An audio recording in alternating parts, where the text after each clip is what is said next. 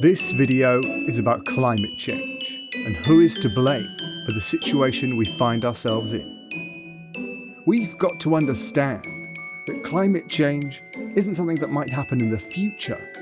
Climate change is already happening right now. We humans are changing our climate at a pace planet Earth has never experienced before.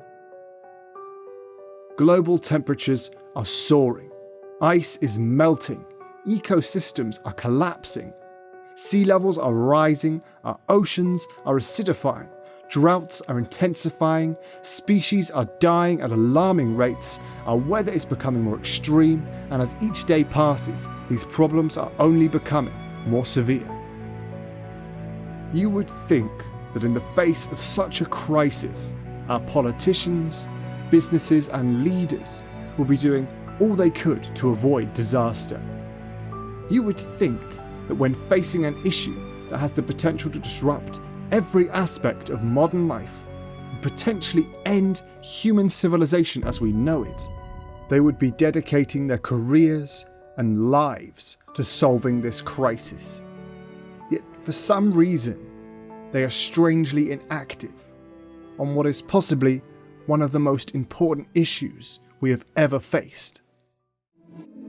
To understand how we got here, we've got to go back in time, way back. Well, actually not that far back. We start in the 1800s. The Industrial Revolution is steaming ahead. During this time of great expansion, scientists have already started to quantify the impact greenhouse gases have on our climate.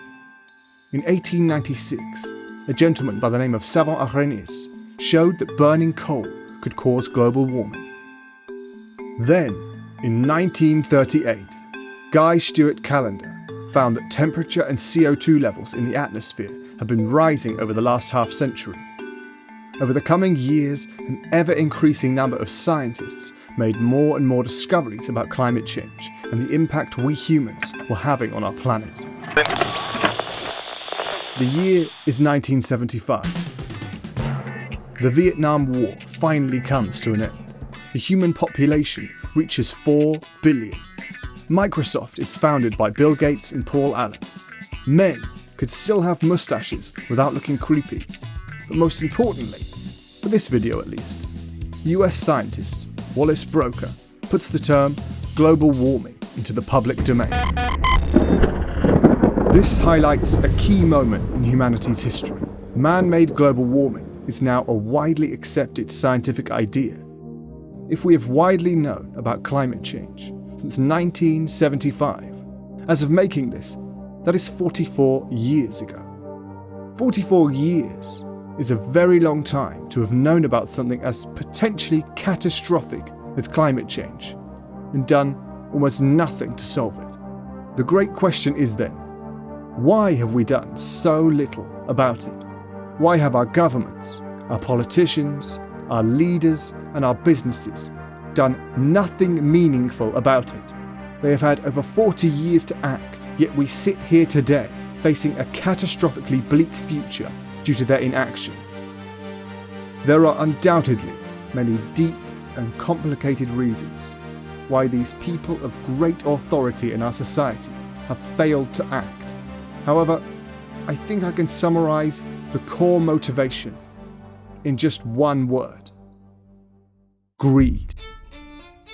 It is easy for those in power to ignore the reality of our critical situation, especially when most have benefited immensely from the profits and political gains of destroying our planet. The rich and powerful of our world have the resources and information they need to solve climate change right now, yet they sit idly by. Their desire for wealth and power overcoming any morals they once had. The longer we put off solving this issue, the greater the risk becomes and the harder it will be to solve.